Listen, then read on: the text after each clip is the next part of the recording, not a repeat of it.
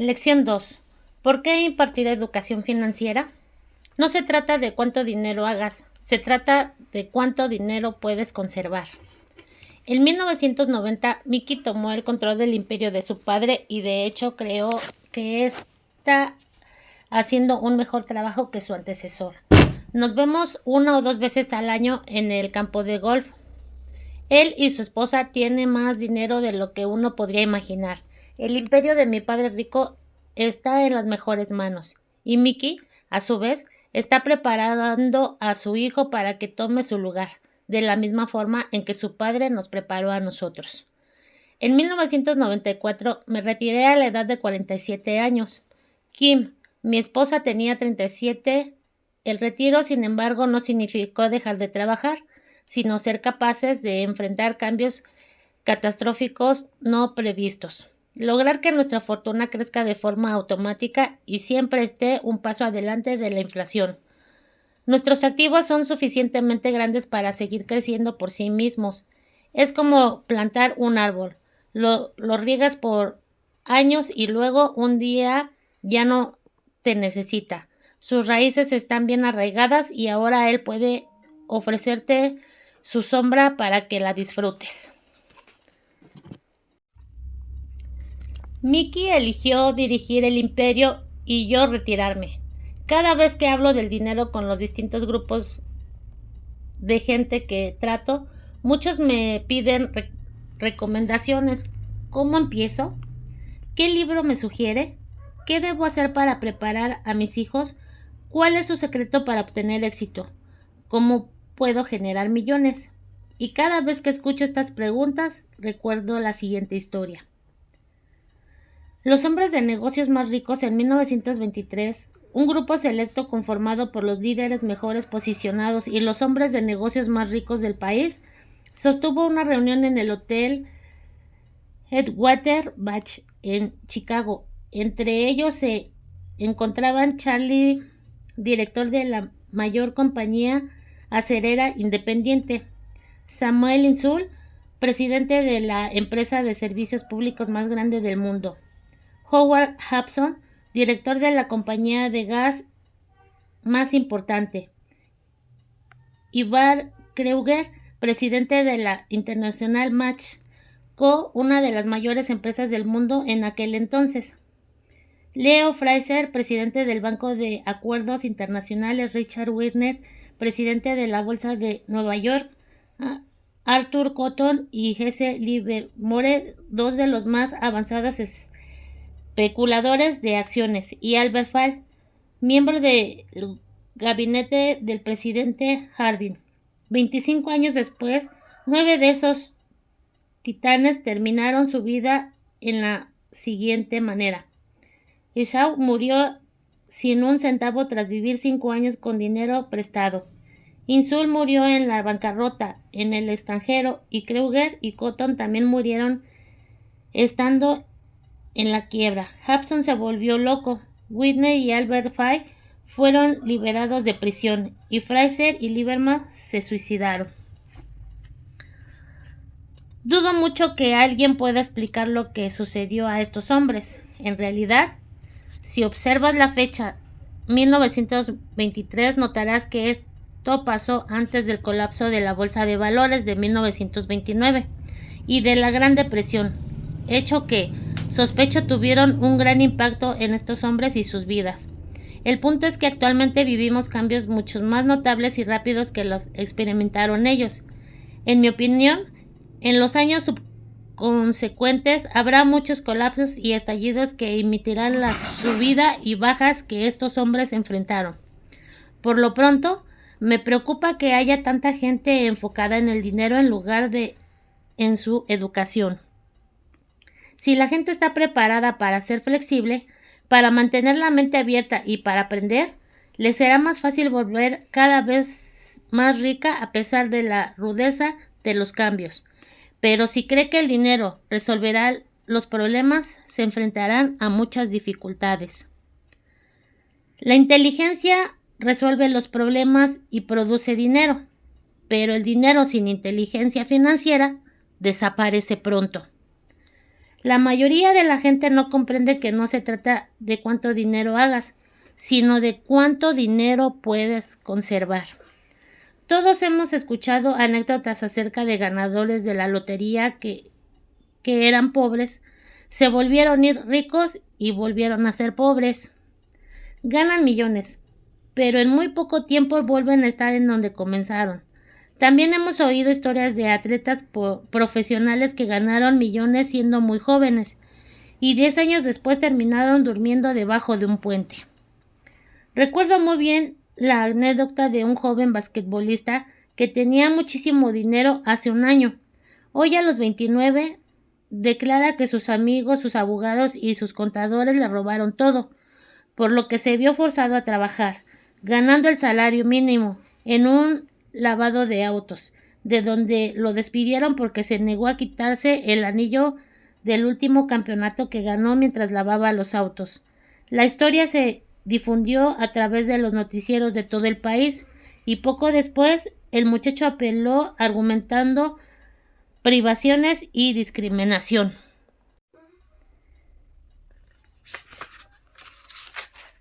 Dice que el anillo es lo único que le queda y que si se lo robaran, lo destruirían por completo. Conozco a mucha gente que se volvió millonaria de la noche a la mañana, y aunque me alegra que la gente tenga cada vez más dinero, siempre le advierto que a la larga no se trata de cuánto dinero ganes, sino de cuánto puedas conservar y durante cuántas generaciones. Es por eso que cuando me preguntan, ¿cómo empiezo? Dime cómo volverme rico pronto. Decepciono a muchos porque solo les repito lo que Padre Rico me dijo cuando era niño. Si quieres ser rico, tienes que recibir educación financiera. Esa fue la noticia que me inculcó cada vez que nos vimos. Como ya lo mencioné, mi padre pobre, al respetado maestro Kiyosaki, insistía mucho en la importancia de leer libros, en tanto que mi padre rico insistía en la necesidad de que uno mismo se proyectara educación financiera. Si vas a construir un edificio como el Empire State, lo primero que tienes que hacer es cavar un agujero enorme y rellenarlo de materiales resistentes. En cambio, si vas a construir una casa en los suburbios, solo tienes que extender una placa de 6 pulgadas de concreto. En su deseo de volverse rica rápidamente, la mayoría de la gente trata de construir el Empire State sobre una placa así de delgada. Nuestro sistema escolar, creado en la era de la agricultura, continúa asistiendo en enseñarnos a construir casas sin cimientos. Los pisos de lodo y arcilla siguen de moda. Por eso los chicos se gradúan de la escuela prácticamente sin cimientos financieros. Una buena noche, mientras se enfrentan al insomnio que los aqueja en lo más profundo de los suburbios, es donde viven su sueño americano. Estos muchachos llegan a la conclusión de que la respuesta a su problema financiero es hacerse ricos de una u otra manera. Entonces comienzan a construir un rascacielos y lo hacen tan rápido y tan al aventón que de pronto, en lugar de un imperio, lo que consiguen es la torre inclinada de los suburbios. En ese preciso instante regresan las noches de insomnio. Cuando Mickey y yo nos hicimos adultos, pudimos elegir lo que deseábamos porque de niños nos enseñaron a construir cimientos financieros sólidos. Es posible que la contabilidad sea la materia más confusa y aburrida del mundo, pero si quieres ser rico a lo largo del plazo, tal vez también sea lo más importante para ti. Hace muchos años, Padre Rico se preguntó cómo enseñarles a 2 niños una materia aburrida y confusa, y la respuesta fue hacerla sencilla y expresarla haciendo uso de imágenes. Padre Rico vertió una capa de sólidos cimientos financieros para Mickey y para mí, y como todavía éramos muy pequeños, diseñó una manera sencilla de enseñarnos. Durante muchos años se dedicó a hacernos dibujos y utilizó algunas palabras. Mickey y yo entendimos las imágenes, la jerga de las finanzas y los movimientos del dinero. Más adelante, Padre Rico añadió los números. Actualmente Mickey puede realizar análisis contables mucho más complejos y sofisticados porque tiene que dirigir su imperio.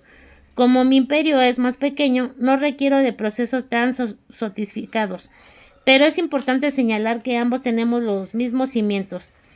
En las páginas siguientes te ofreceré una muestra de los sencillos dibujos que diseñó el papá de Mickey para nosotros.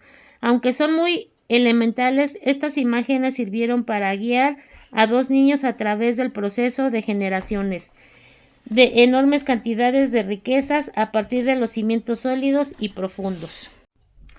Regla 1. Diferenciar entre un activo y un pasivo, y comprar activos.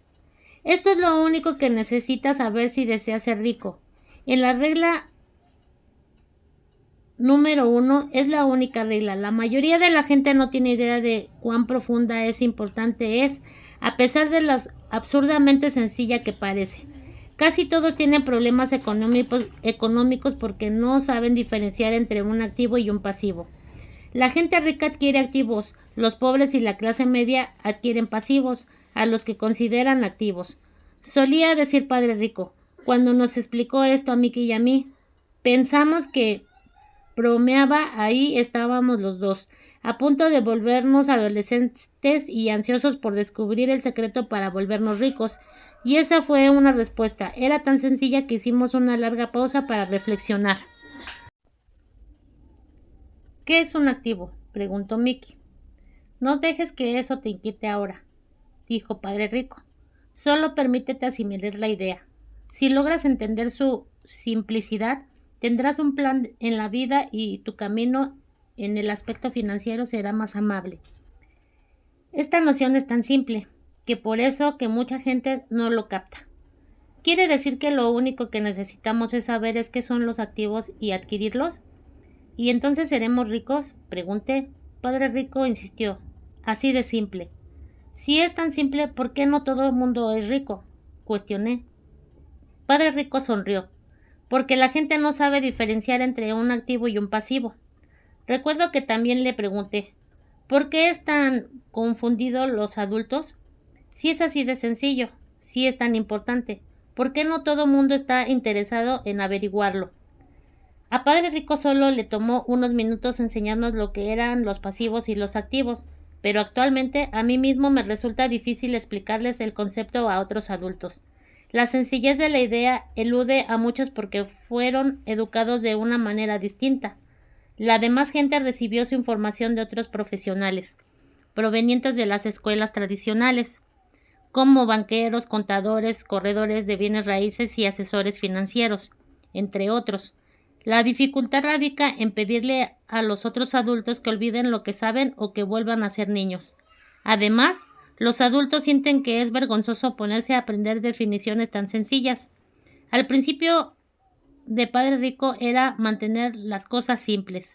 Usaba el acrónimo KISS, beso en inglés, el cual significaba Keep It Simple Stupid o Keep It Super Simple.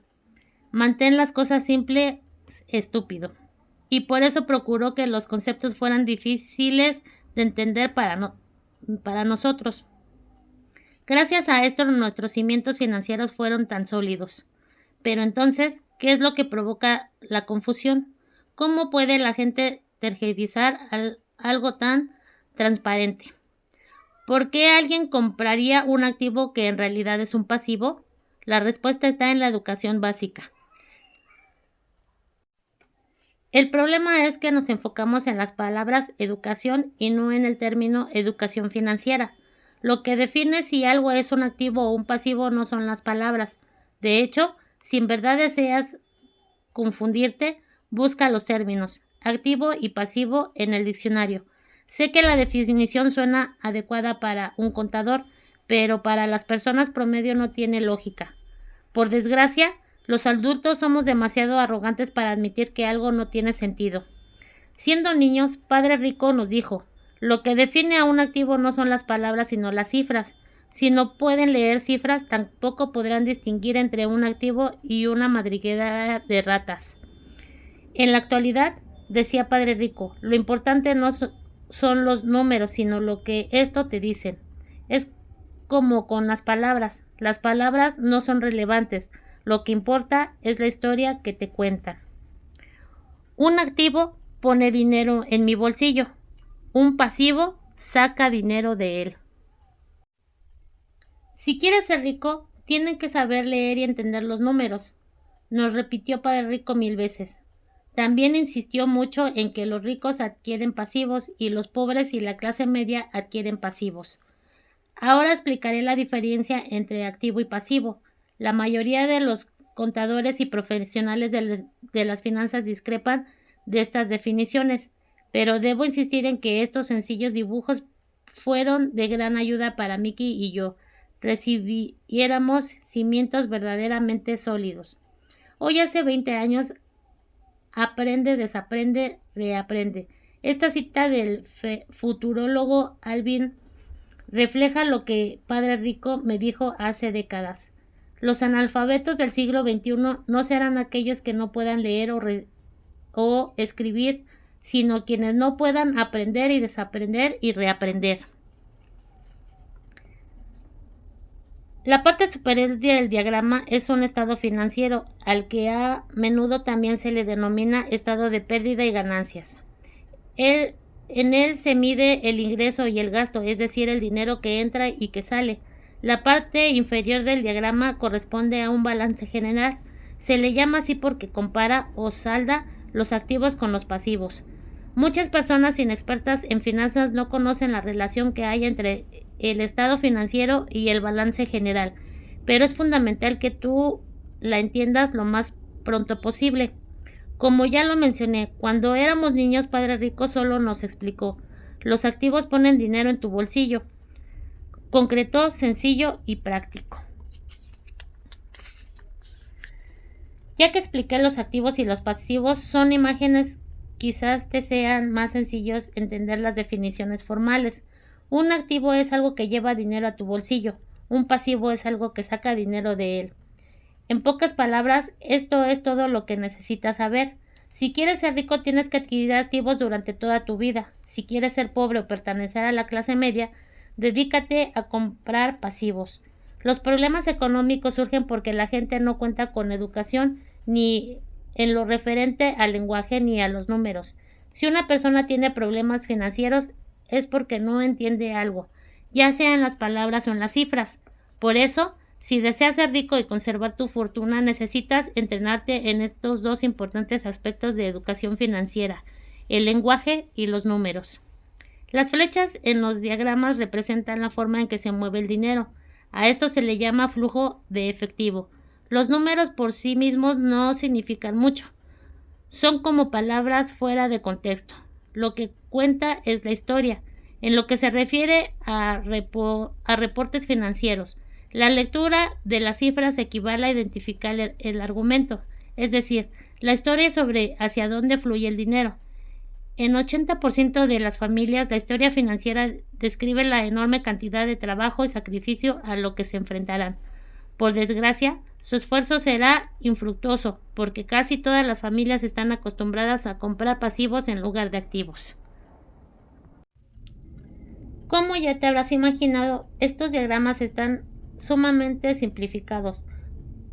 Todo mundo tiene gastos cotidianos y necesita alimento, techo y ropa. Los diagramas muestran el flujo de efectivo de la gente pobre, de la clase media y de la gente rica. El flujo de efectivo te cuenta la historia de cómo manejar las personas su dinero. Empecé hablando de los hombres más adinerados de Estados Unidos porque quería ilustrar lo terrible que es creer que el dinero puede resolver cualquier problema. Esto es totalmente falso. Por eso, me da mucha pena cada vez que preguntan por dónde empezar o cómo se puede uno volver rico de la noche a la mañana. No sabes con qué frecuencia escucho: estoy endeudado, me urge ganar más dinero. Pero tener más dinero no resolverá tu problema. De hecho, puedes exacerbarlo. El dinero pone en evidencia nuestra trágica falla humana y destaca lo que desconocemos de nosotros mismos. Esta es la razón por la que mucha gente a la que de repente le caen recursos del cielo, porque se gana la lotería o porque recibe una herencia, por ejemplo, se le gasta en un abrir y cerrar de ojos, y en muy poco tiempo se regresa el desastre financiero en el que se encontraban antes. El dinero solo reafirma el modelo del flujo de efectivo en el que programaste tu mente. Si tu patrón consiste en gastar todo lo que ganas, lo más probable es que al tener más dinero solo incrementes la cantidad de por sí gastas. Recuerda el dicho, lo que fácil viene, fácil se va. En muchas ocasiones he dicho que vamos a la escuela para adquirir habilidades académicas y profesionales, y que ambas son importantes. El dinero lo aprendemos a hacer con las habilidades profesionales. En la década de los 70, cuando estamos en la preparatoria, si a alguien le iba bien en la escuela, la gente daba por hecho que era un gran estudiante y que llevaría a ser médico porque esa era la profesión que prometía las mayores recompensas financieras. Hoy en día los médicos enfrentan problemas económicos que yo no le desearía ni a mi peor enemigo. Las compañías de seguros se están apoderando de sus negocios, las industrias de la salud están manipuladas, el gobierno invierte y para colmo abundan las demandas por negligencia. Por todas estas razones, los niños de hoy sueñan con llegar a ser atletas famosos, estrellas de cine o de rock, reinas de belleza o directores de grandes corporativos. Como estas son las profesiones que proveen fama, dinero y prestigio, a los maestros les cuesta mucho trabajo mantener motivados a los chicos en las escuelas. Los niños descubrieron que el éxito profesional ya no depende exclusivamente del desempeño académico, como alguna vez lo hizo. Hoy, como siempre, millones de estudiantes salen de la escuela sin habilidades financieras, como cuentan con la preparación académica necesaria, logran ejercer su profesión sin problemas, pero más adelante enfrentan dificultades económicas. Trabajan con más empeño pero siguen estancados. Lo que les falta no es saber cómo hacer dinero, sino cómo manejarlo. A esto se le llama aptitud financiera, y se refiere a lo que haces con el dinero en cuanto lo recibes, cómo evitas que otros te lo quiten, cómo puedes conservarlo por más tiempo y cómo hacer que trabaje intensamente para ti. La mayoría de la gente no entiende por qué tiene problemas económicos, no se da cuenta que se debe a que no entiende la mecánica del flujo de efectivo. Déjame explicarte. Hay quienes tienen estudios sólidos y son exitosos en el ámbito profesional, pero como carecen de educación financiera, tienen que esforzarse mucho más de lo que deberían. Lo único que aprendieron a hacer fue la relación con su profesión, y no saben cómo hacer que el dinero trabaje duro para ellos. La búsqueda del sueño financiero se transforma en una pesadilla. La típica historia de la gente que trabaja hasta desfallecer ya se convirtió en un patrón. Las felices parejas de recién casados, egresados de la universidad, se mudan a sus departamentitos rentados. Una vez ahí se dan cuenta de que ya están ahorrando porque son dos personas viviendo en el mismo lugar y pagando una sola renta. El problema es que el departamento es pequeño y la pareja no tiene suficiente espacio. Deciden capitalizar el ahorro y se fijan como meta comprar su casa soñada, un nido para tener hijos. Ahora cuentan con 2 sueldos y empiezan a enfocarse en su carrera. Sus ingresos se van incrementando a par de sus gastos. Los impuestos representan el mayor gasto de casi toda la gente. Muchos creen que el impuesto que más los empobrece es el impuesto por ingresos. Pero en caso de los estadounidenses es la seguridad social. Desde la perspectiva del empleado, todo parece indicar que la tasa del impuesto de seguridad social combinada con el Medicare es de apenas un 7.5%, pero en realidad es del 15% porque el empleador tiene que darle a seguridad social una cantidad igual a la que pagan los empleados. En pocas palabras, a tu empleador no le permiten entregar ese dinero. Para colmo, también tiene que pagar impuestos por ingresos sobre la cantidad que deduce de tu sueldo por impuestos de seguridad social. Todo va bien hasta que descubre que este es un ingreso que nunca recibiste porque el empleador lo retuvo y se lo entregó directamente al gobierno. Pero volvamos a la joven pareja. Como sus ingresos se incrementan, deciden comprar la casa de sus sueños. Una vez en ella tienen que pagar un nuevo impuesto, el impuesto sobre la propiedad. Luego compran un auto nuevo, muebles y enseres que complementan su nueva casa. Y de repente te despiertas un día y descubres que su columna de pasivos está repleta de deudas por hipoteca y tarjetas de crédito. Los pasivos se incrementaron. Hoy hace 20 años, impuestos y programas de subsidios. En todo el mundo los impuestos están aumentando cada vez más debido a que la exigencia social de dólares fiscales requieren que se cobren más impuestos sobre la propiedad, sobre los ingresos y sobre las ventas, o sobre el valor añadido. Los ingresos mayores producen un efecto de desplazamiento debido a que las tasas fiscales se hacen más progresivas, más elevadas, para poder pagar los servicios sociales, también llamados subsidios. Actualmente el gobierno enfrenta serios desafíos debido a que los programas de subsidios como Seguridad Social y Medicare corren el riesgo de quebrar. Ahora los recién casados están atrapados en la carrera de la rata. Poco después llega un bebé y tienen que trabajar más. El proceso se repite, ingresos mayores generan impuestos mayores. A este fenómeno se le conoce como efecto de desplazamiento y significa que el ingreso está sujeto a más impuestos, pero no necesariamente permite mayor poder adquisitivo. Más adelante llega una tarjeta de crédito por correo y la pareja se da vuelo con ella, hasta llegar al tope. Providencialmente reciben las llamadas de una agencia de préstamos y el ejecutivo le dice que su mayor activo, su casa, incrementó su valor como el crédito de la pareja es bueno. La empresa le ofrece un préstamo para consideración de las deudas y le dice que lo más inteligente que puede hacer es deshacerse de las deudas de mayor interés. Así que deben saldar las deudas en tarjetas de crédito. Además, les explica que el interés sobre la casa les ofrece una deducción de impuestos. La pareja sigue el consejo de la agencia y paga las deudas de la tarjeta con altos intereses. Ambos respiran aliviados porque la tarjeta está cubierta y deciden sumar la deuda del préstamo personal a la hipoteca. Los pagos bajan porque extendieron la deuda a 30 años. Parece ser la más inteligente que se puede hacer. Poco después un vecino lo invita a la venta especial por el Día de los Caídos y ellos prometen que solo irán a echar un vistazo, pero llevan la tarjeta de crédito por si acaso. No sabe que con qué frecuencia me encuentro a estas parejas. Los nombres y apellidos son diferentes, pero el problema económico es el mismo. Van a mis conferencias para escuchar mis consejos y al final me preguntan, ¿nos puede decir cómo hacer más dinero? Esta gente no alcanza a ver que su verdadero problema radica en la forma en que eligen gastar el dinero que sí tienen.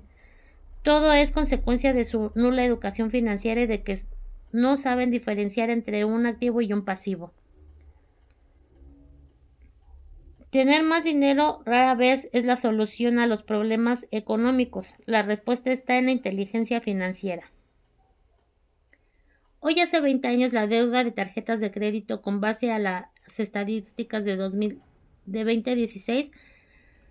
Actualmente sabemos que el crédito del consumidor en tarjetas de crédito en Estados Unidos ha llegado a su récord máximo de todos los tiempos, 779,000 millones de dólares. ¿Toda esta deuda es mala o buena? ¿Sabes cuál es la diferencia? Tengo un amigo que invariablemente le repite la siguiente frase a la gente endeudada: si descubres que estás atrapado en un agujero en la tierra, deja de cavar. Cuando era niño, mi padre solía decirnos que los japoneses estaban muy conscientes de 3 poderes: el poder de la espada, de la joya y del despojo y del espejo. La espada simboliza las armas. Estados Unidos ha gastado billones de dólares en armas y gracias a eso ahora tiene una fuerte presencia militar en el mundo. La joya simboliza el dinero. Hay algo de cierto en el refrán: el que tiene el oro es el que hace las reglas. El espejo simboliza el conocimiento de uno mismo. Según las leyendas japonesas, el conocimiento personal es el poder más importante de los 3. La gente pobre y de la clase media permite que el poder del dinero la controle. El mero hecho de levantarse para ir a trabajar cada vez con más ganas para conseguir es lo que le impide a la gente preguntarse si lo que está haciendo es lógico. Esto, a su vez, limita desde antes de salir de casa.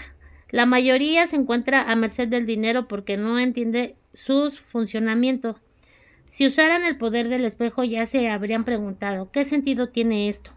Con frecuencia, en lugar de confiar en su sabiduría personal, en el genio e inteligencia que radica en todos nosotros, la gente prefiere imitar a la multitud. Todos hacen las cosas porque ven a otros hacerlas, se conforman en lugar de cuestionarse. A veces repiten sin pensar lo que han dicho siempre. Diversifícate. Tu casa es tu activo. Tu casa es tu mayor inversión.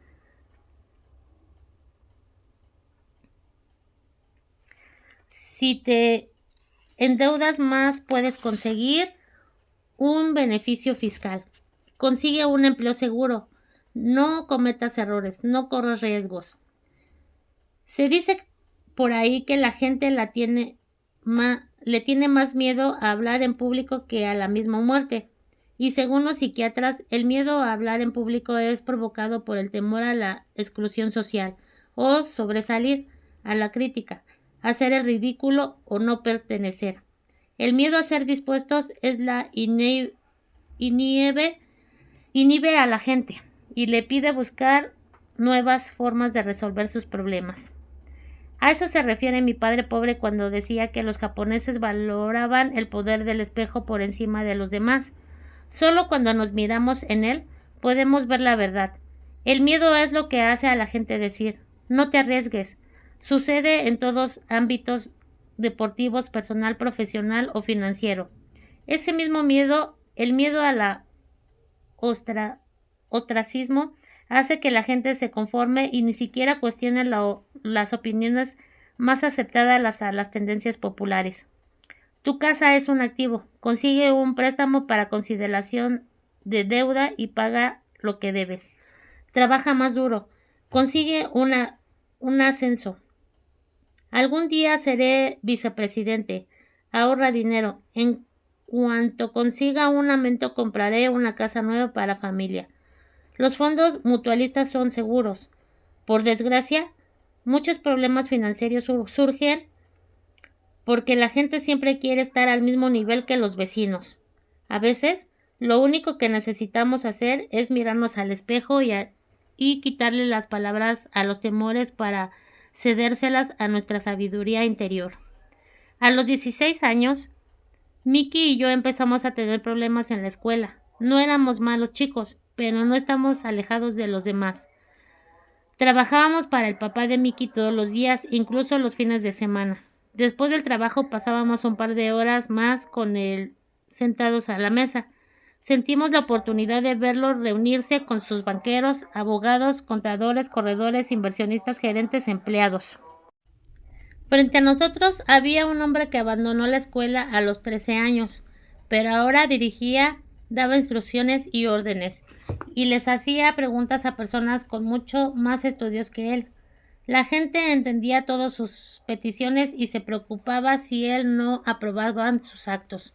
Era un hombre que no siguió a las multitudes, que llegó a sus propias conclusiones y que detestaba la frase: tenemos que hacerlo de esta manera porque así lo hace todo el mundo. Lo mismo le sucedieron con no podemos. De hecho, si querías que hiciera algo, solo tenías que desafiarlo diciéndole, no creo que puedas. Miki y yo aprendimos más asistiendo a sus reuniones que en todos los años que pasábamos en la escuela, incluyendo lo que fuimos a la universidad. El padre de Miki no era una persona con los altos grados académicos, pero tenía educación financiera y por lo mismo también tenía éxito. En muchas ocasiones nos repitió, una persona inteligente contrata a gente más inteligente que ella. Gracias a esta filosofía, Miki y yo tuvimos la oportunidad de escuchar a gente brillante y aprender durante horas.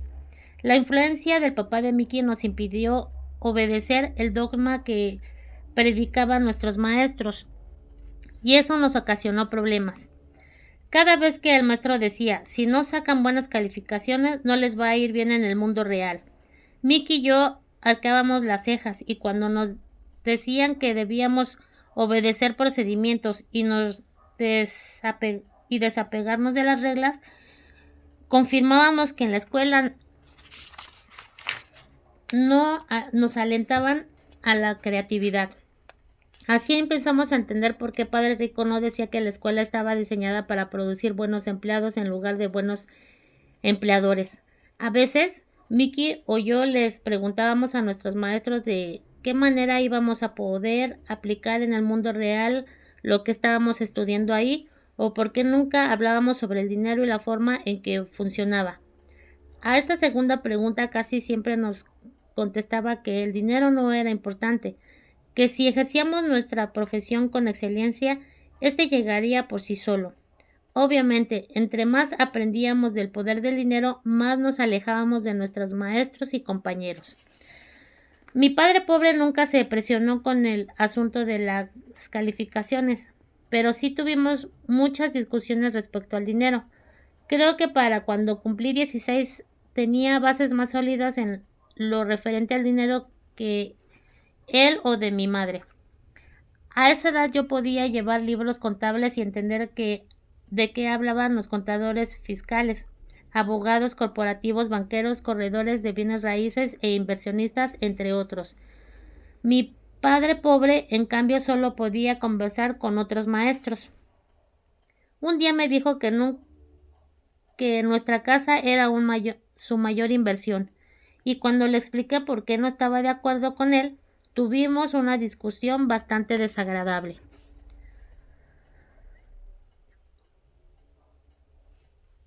El diagrama anterior ilustra la diferencia en percepción que había entre mi padre rico y mi padre pobre en la referente a su casa.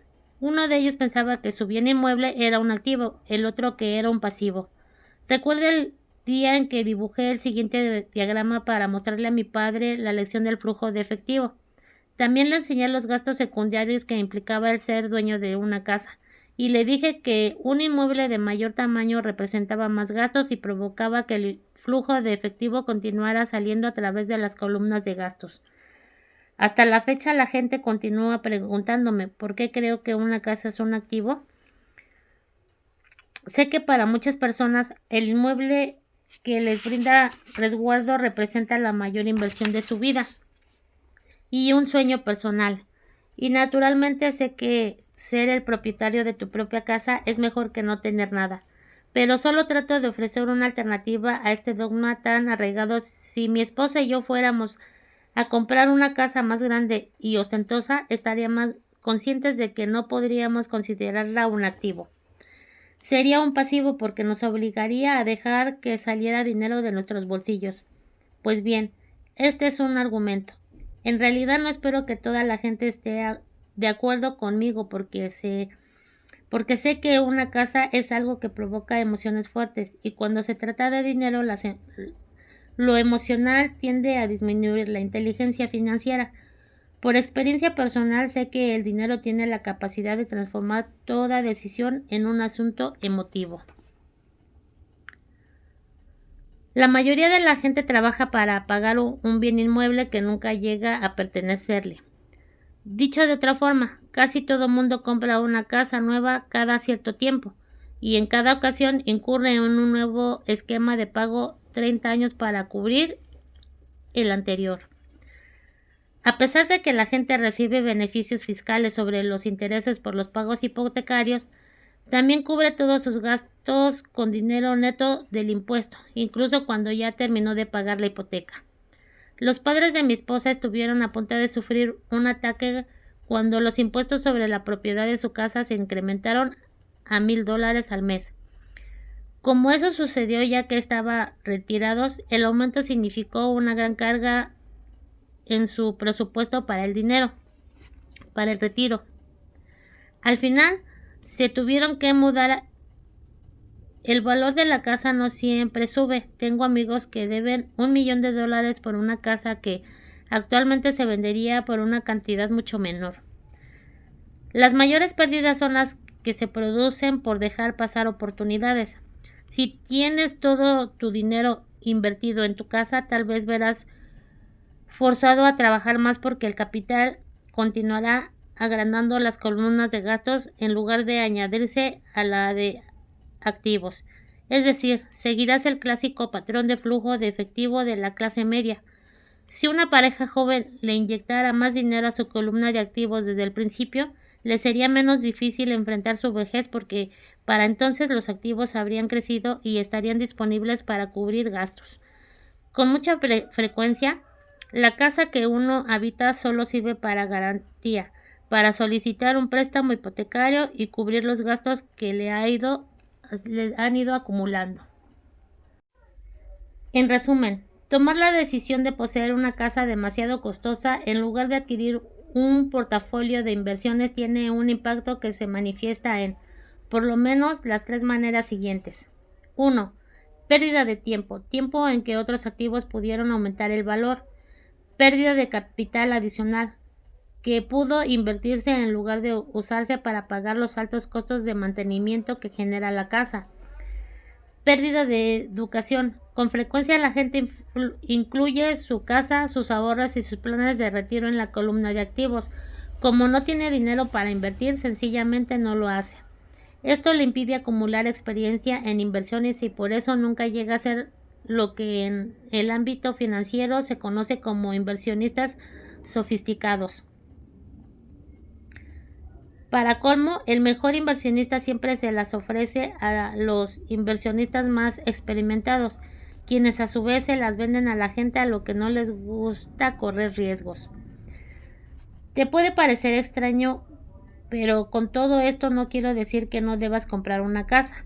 Lo que quiero decir es que debes entender la diferencia entre un activo y un pasivo. Si yo quiero una casa más grande, primero debo adquirir activos que genere el flujo de efectivo para pagarla. El estado financiero personal de mi padre pobre es reflejo de la vida a una persona que terminó atrapada en la carrera de la rata. Su gasto se equipara a su ingreso y eso le impide guardar lo suficiente para invertir en activos. Evidentemente los pasivos siempre terminan siendo mayores. El diagrama que aparece a continuación muestra el estado financiero de mi padre. Una imagen vale más que 1000 palabras. ¿Cómo podrán ver sus ingresos si sus gastos son equivalentes y sus pasivos son mayores que sus activos? A la derecha encontrarás el estado financiero personal de mi padre rico, la cual refleja los resultados de una vida dedicada a invertir y minimizar los pasivos. Hoy hace 20 años tu tarjeta de puntuación, si no cuenta con un estado financiero, realmente no sabes en qué lugar del juego financiero te encuentras en la vida. Te gusta o no, el dinero te dice la puntuación de tu juego y en este caso el estado financiero es tu tarjeta de puntuación. Los bancos quieren estados financieros, estados de ingresos y gastos, balance general para saber qué tan bueno ha sido tu desempeño en el juego financiero de la vida. ¿Por qué los ricos se vuelven más ricos? Al analizar el estado financiero de mi padre rico podemos ver por qué los ricos se vuelven más ricos. La columna de activos genera ingresos más que suficientes para cubrir los gastos y el balance se reinvierte en la misma columna. Esta sigue creciendo y por lo tanto los ingresos que produce también se multiplican. He aquí el secreto de por qué los ricos se vuelven más ricos. ¿Por qué la clase media tiene dificultades? La clase media se encuentra en un estado de contrariedad permanente. Los ingresos principales de la gente que pertenece a este sector provienen de su salario. A medida que los sueldos aumentan, los impuestos también suben. Los gastos tienden a incrementarse en proporciones al salario. De ahí proviene el concepto de la carrera de la rata. La clase media considera que su casa es un activo primario y por eso no invierte en activos que produzcan ingresos. Este modelo en el que la casa se le considera una inversión y la filosofía de que un aumento de sueldo implica que es posible comprar un bien inmueble mayor o gastar más, es la base de nuestra deuda social actual. El incremento en el gasto lleva a las familias a incurrir en deudas más grandes y les produce mayor incertidumbre financiera, a pesar de su crecimiento laboral y de los aumentos que reciben de manera regular, en un estilo de vida de alto riesgo, producto de una educación financiera deficiente. La pérdida masiva de empleos en tiempos recientes es prueba de lo vulnerable que es en realidad la clase media. Los planes 401(k) están reemplazando a los planes de pensión de las empresas y como seguridad social se encuentran en problemas. No se puede confiar en ellas como una fuente de ingresos segura para el retiro. Ante este panorama, es lógico que el pánico se extienda entre la clase media.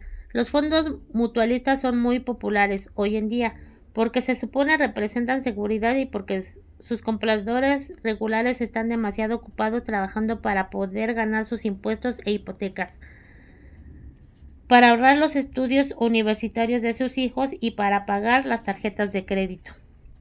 Hoy hace 20 años, planes de pensiones, desde lo sucedido en Enron, se ha hecho evidente que los planes de pensión están en dificultades, incluso los planes de pensiones del gobierno como los de Grecia, Italia y California están imposibilitados para pagar lo que se les debe a los jubilados.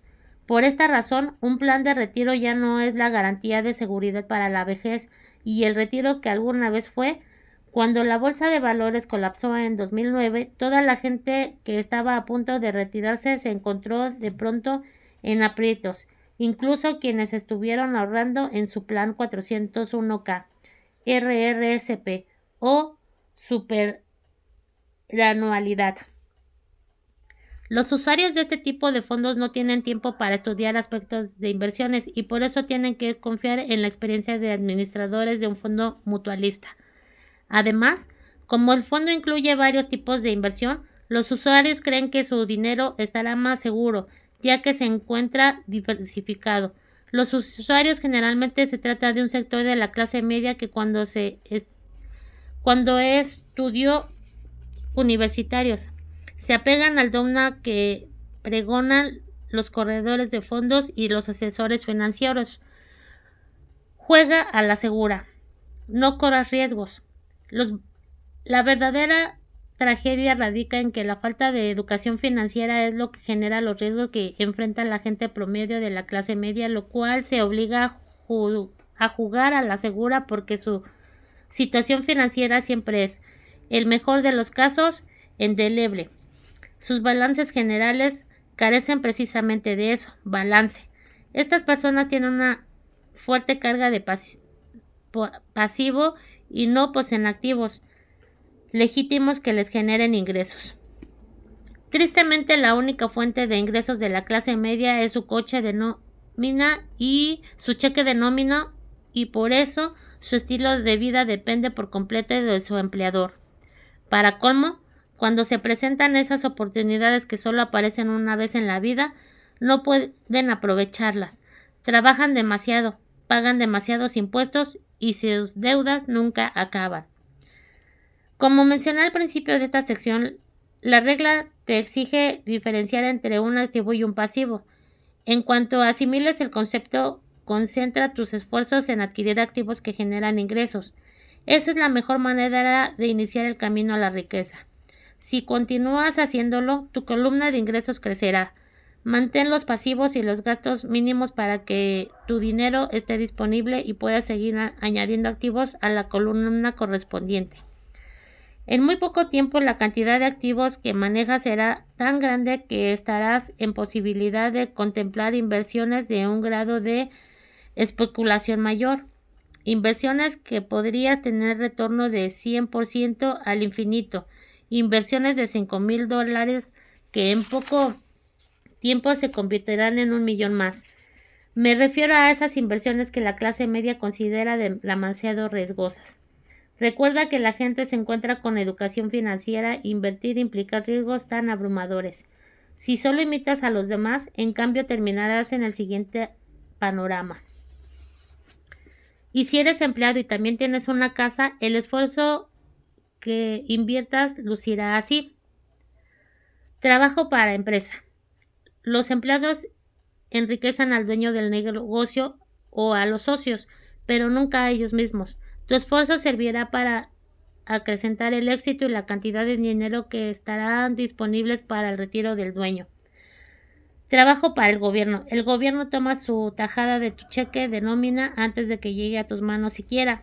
Si te matas trabajando, solo incrementas la cantidad de impuestos que el gobierno toma. En general, el trabajo que lleva a cabo la gente entre enero y mayo solo sirve para cubrir lo que tienes en pagarle al gobierno. El siguiente mayor gasto después de pagar impuestos es usualmente lo que corresponde al pago de hipoteca y deuda de tarjetas de crédito. El problema de trabajar cada vez más es que cada uno de estos tres niveles te obliga a ceder una porción mayor de tus esfuerzos. Tienes que aprender a hacer que el aumento de tu trabajo te beneficie a ti y a tu familia de manera directa. Como deberás fijar tus metas cuando al fin decides concentrarte en tu propio negocio, es decir, enfocar tus esfuerzos para conseguir activos en lugar de un cheque más grande. Bueno, de entrada debes saber que la mayoría tiene que conservar su empleo y continuar dependiendo de su sueldo para poder enfrentar la adquisición de activos. ¿Cómo puedes mediar el alcance del éxito obteniendo a medida que crezcan tus activos? ¿Cómo puedes confirmar una persona que ya es rica, que ya cumplió su objetivo? Además de tener mis propias definiciones para los conceptos de activos y pasivos, también tengo una idea específica de lo que es la riqueza. La tomé prestada de un hombre llamado R. Buckminster Fuller. Algunos lo consideran un charlatán y otros un genio. Hace varios años causó controversia entre los arquitectos porque solicitó una patente para algo a lo que llamó domo geodésico. En su solicitud, por cierto, Fuller también mencionó la riqueza. Al principio parecía un poco confuso, pero al seguir leyendo empezaba a sonar lógico. La riqueza es la capacidad de una persona para sobrevivir cierta cantidad de días a futuro. O dicho de otra manera, si dejara de trabajar hoy, ¿cuánto tiempo podrías sobrevivir? A medida de que la definición del valor neto diferencia entre tus activos y tus pasivos, el cual se caracteriza por incluir los objetos inútiles más costosos en evalúo del mismo, esta definición de riquezas nos ofrece una forma de medición verdaderamente precisa.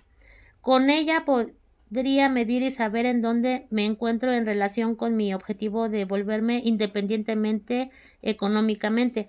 A pesar de que el valor neto de una persona a menudo incluye activos que no producen efectivo, como artículos que compraste en alguna vez y ahora están empolvándose en el garage. La riqueza se mide cuánto dinero produce tu dinero y por lo tanto tu capacidad de supervivencia financiera. La riqueza es la medida del flujo de efectivo de la columna de activos, comparada con la de la columna de gastos. Usemos un ejemplo. Digamos que de mi columna de activos recibo un flujo de efectivo de $1,000 al mes y que mis gastos mensuales asciendan a $2,000. ¿Cuál es mi riqueza? Volvamos a la definición de Buckminster Fuller. ¿Cuántos días puedo vivir de aquí en adelante de acuerdo con esta medición? Si considero meses de 30 días, entonces tengo un flujo de efectivo suficiente para medio mes. En cuanto logré tener un flujo de efectivo mensual de $2,000 provienen de mis activos, podré considerarme una persona con cierta capacidad de supervivencia. Esto significa que, aunque todavía no sea rico, tengo lo necesario para vivir. Ahora cuento con ingresos mensuales, producto de mis activos, que cubren los gastos por esa misma cantidad de tiempo.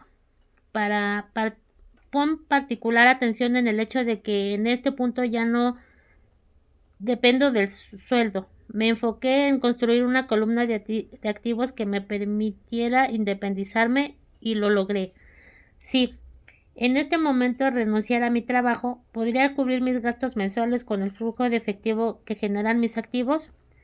Mi siguiente objetivo sería reinvertir el exceso de flujo de efectivo en la columna de activos. Entre más recursos vaya a esa columna, más se fortalecerá.